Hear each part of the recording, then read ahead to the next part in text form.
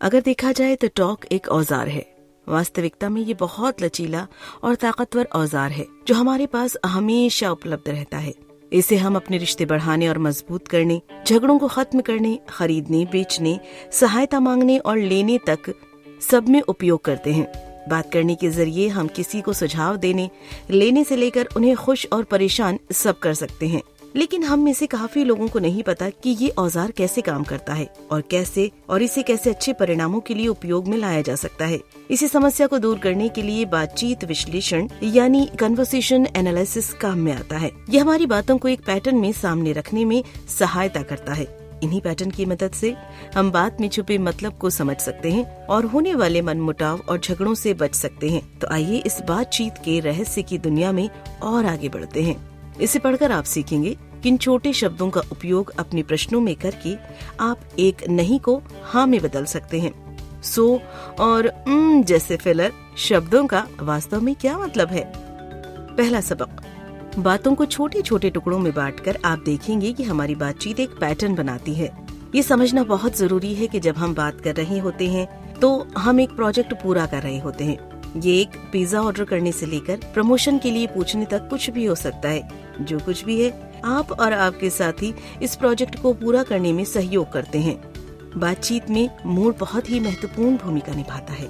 आप देखेंगे कि बातों में मोड़ जोड़ों के रूप में मौजूद होते हैं। बात का एक मोड़ दूसरे मोड़ को जन्म देता है। जैसे आप उदाहरण से समझें, अगर आपको कोई नमस्ते करता है तो आपका उत्तर उसी समय नमस्ते होता है, या फिर अगर आपसे कोई प्रश्न करता है तो आपका जवाब उसका उत्तर होता है। एक आदमी बोलता है और दूसरा उसके चुप होने तक का इंतजार करता है और फिर उत्तर देता है। लेकिन अगर आप इसमें गौर करते हैं तो समझेंगे कि बातचीत में होने वाली समस्याओं की जड़ यही है, क्योंकि अगर आप संकेतों को गलत समझ लेते हैं तो उनके खत्म किए बिना ही उसका उत्तर देने लगते हैं। तो ये एक छाप छोड़ सकता है कि आप ध्यान से सुन नहीं रहे थे। अगर आपका पड़ोसी आपके गुड मॉर्निंग का जवाब कुछ ऐसे देता है कि आपको अपने कुत्ते के भौंकने के बारे में कुछ करने की जरूरत है, तो वो पहल करने वाले हैं। उसकी मांग सही भी हो सकती है, लेकिन बातचीत को आगे बढ़ाने से पहले गुड मॉर्निंग का जवाब न देना ये अनुचित के रूप में सामने आता है। मोड़ लेना पहले कठिन लगता है, लेकिन एक बार जब आप इस कला में महारत हासिल कर लेते हैं तो आप बातचीत को आसान बनाने की कला में तरक्की के रास्ते पर चल पड़ते हैं। दूसरा सबक, नरम शब्दों का प्रयोग बातचीत में बहुत जरूरी होता है। चाहे आप अपनी माँ के साथ फोन पर हों या अपने टैक्सी ड्राइवर के साथ चैटिंग कर रहे हों, आपकी बातचीत में हाय या हेलो और शुरुआती पूछताछ जैसे व्हाट्सएप या कैसे या क्या आप, ये बातचीत की शुरुआत में अपने आप निकल जाते हैं। लेकिन क्या ये अर्थहीन है? हाँ और नहीं भी। एक तरीके से बातचीत के शुरुआती प्रश्न अर्थहीन है। ये सूचना मांगने वाले प्रश्न नहीं है और आपका दोस्त एक ईमानदार उत्तर की उम्मीद नहीं करता। अगर सोमवार की सुबह आपका दोस्त पूछता है आप कैसे हैं और आप कहें मेरी गर्लफ्रेंड और मैंने पूरे वीक लड़ाई की, सच कहूँ तो मैं काम के एक वीक के लिए तैयार नहीं हूँ, ये उत्तर सत्य है लेकिन पूरी तरह से गलत भी है। लेकिन सिर्फ इसीलिए हम उत्तर की उम्मीद नहीं करते हैं, इसका मतलब ये नहीं है कि शुरुआती बातचीत का कोई मतलब नहीं होता। कल्पना करें कि आप अपने दोस्त को आप कैसे हैं का जवाब वो बजट नंबर कहाँ तक पहुँचे नाजिम से कर रहे हैं। ऐसा करते हुए न केवल आपने उसके जवाब का उत्तर नहीं दिया, बल्कि अपनी बातचीत से बढ़ने वाले रिश्ते पर ही रोक लगा दी। जब आप कैसे हैं का जवाब मैं ठीक हूँ से करते हैं तो आप बातचीत को आगे बढ़ने का संकेत देते हैं, जिससे रिश्तों में मजबूती बढ़ती है। तीसरा सबक, चुप्पी और भराव के शब्दों का मतलब समझ सकना लोगों के अंदर चल रही बात को समझने में मदद करता है। ठहराव और भराव वाले शब्द जैसे सो, और ओह उतने ही जरूरी हैं जितने उनके साथ आने वाले शब्द जरूरी हैं। ये एक गलत फहमी है और जब कोई बातचीत में उत्तर देने से पहले रुक जाता है तो वो सुनी गई बात को समझने की कोशिश कर रहा है। हो सकता है कि वो एक सही शब्द की तलाश कर रहा हो या निर्णय के बारे में सोच रहा हो। जब सामने वाला बोल रहा है उस समय में हम उसकी बातों को समझ रहे होते हैं, इसीलिए समय से उत्तर कर हम बातचीत जल्दी से आगे बढ़ा पाते हैं। लेकिन अक्सर हम आह या अर का उपयोग करते हैं जब हमें अनिश्चित जानकारी होती है, तब ऐसी बात होती है जिसके लिए हम तैयार नहीं हैं। यदि आपका दोस्त तेज बातचीत से और आह तक जाता है तो शायद वो सही शब्द नहीं ढूंढ पा रहा है, या फिर वो संकेत दे रहा है कि बातचीत उस तरह से नहीं चल रही है जैसे उसने उम्मीद की थी। कभी कभी चुप्पी और भराव शब्दों की भाषा बहुत कुछ कह जाती है। बॉडी लैंग्वेज के लिए भी यही सही है, जिसे हम आगे के सबक में देखेंगे। चौथा सबक, करनी कथनी से हमेशा ताकतवर नहीं होती है। आपने कभी सुना है कि 93% बातचीत शरीर की भाषा से होती है? ये बिल्कुल गलत है। जादुई नंबर 93% मनोवैज्ञानिक एल्बर्ट मैरबियन के एक अध्ययन से आया है, लेकिन ये अध्ययन वास्तव में बहुत सीमित था। इसने श्रोताओं से कहा कि उन्हें स्पीकर द्वारा बोले गए सिर्फ एक शब्द से उसका मूड जज करना है। मैरबियन ने खुद बताया कि अपने शुरुआती अध्ययन में सीमाओं से परे यह आंकड़ा पूरी तरह से गलत है। जाहिर है कि शारीरिक भाषा बातचीत में बहुत महत्वपूर्ण हिस्सा निभाती है।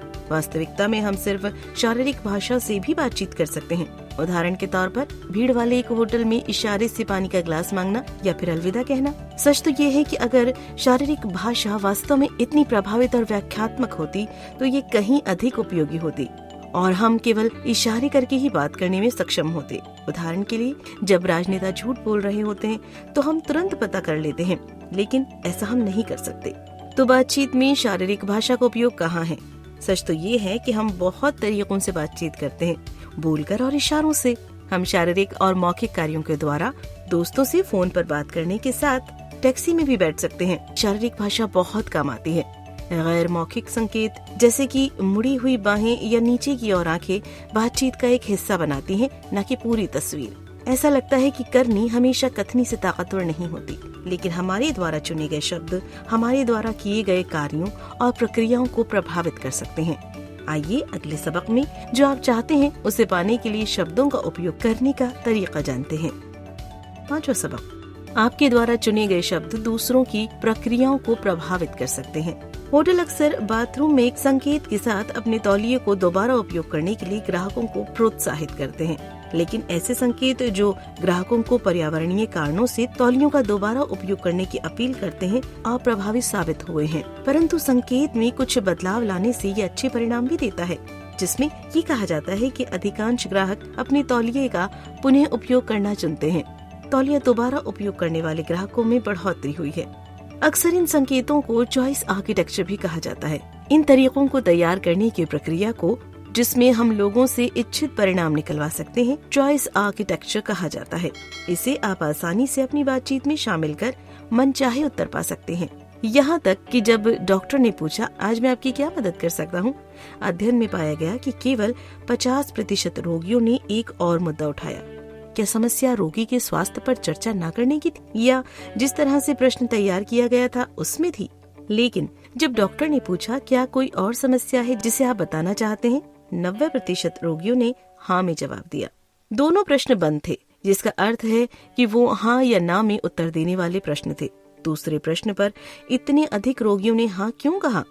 उत्तर किसी भी और कुछ के उपयोग में ही छुपा है। कोई भी शब्द ना को दर्शाता है, जिसका अर्थ है कि हम नकारात्मक बातों में ही इसका अधिक बार उपयोग करते हैं। मेरा कोई दोस्त नहीं है।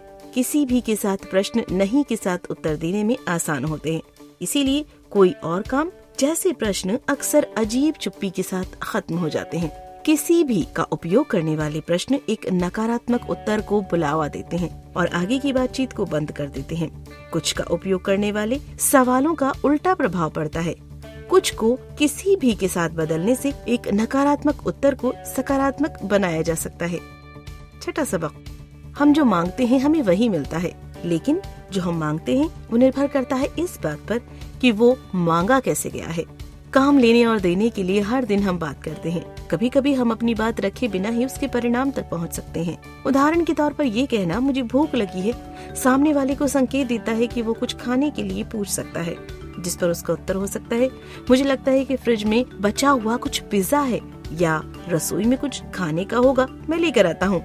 जब हम प्रश्न पूछते हैं तो जिस तरीके से हम पूछते हैं वो ये बता सकता है कि जिस सेवा के लिए हम पूछ रहे हैं उसे पाने के लिए हम कितने हकदार हैं। उदाहरण के तौर पर, क्या मैं कल के लिए अपॉइंटमेंट ले सकता हूँ? बहुत ही सीधा प्रश्न है और बातचीत में दर्शाता है कि पूछने वाला इसका हकदार है। सातवां सबक, बातचीत में प्रस्ताव रखना और उन्हें मानना एक कला है। क्या आपने कभी एक आधा अधूरा प्रस्ताव रखा है जिसे आपके दोस्तों ने स्वीकार किया? क्या आपने कभी ऐसा प्रस्ताव मानने के लिए मजबूर महसूस किया जिसे आप वास्तव में नहीं मानना चाहते हैं? प्रस्ताव रखना और स्वीकार करना एक दंगल हो सकता है, इसे कैसे निपटाया जाए। ऑफर स्वीकार करना बहुत मुश्किल हो सकता है।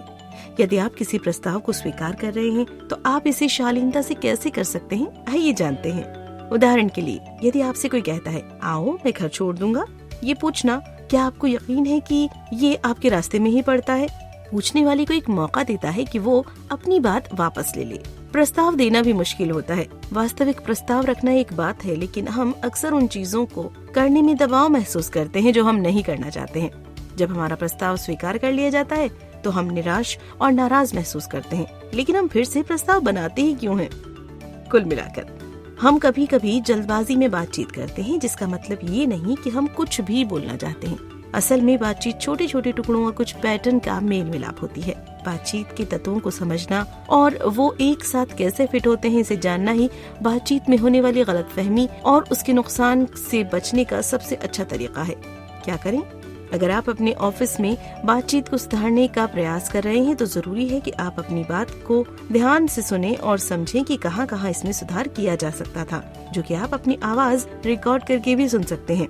सबसे अच्छा तरीका अपनी दिनचर्या में होने वाली बातचीत को रिकॉर्ड करना और उसे दिन के अंत में सुनना है, जो कि आप अपने दोस्तों के साथ सलाह कर सकते हैं। फोन पर या फिर किसी मीटिंग में हुई बातचीत सबसे अच्छा जरिया है। जब आपके पास रिकॉर्डिंग हो जाएगी तो आप सबको सुनकर अपनी दोहराई गलतियों का पैटर्न समझ पाएंगे और उस पर काम कर पाएंगे।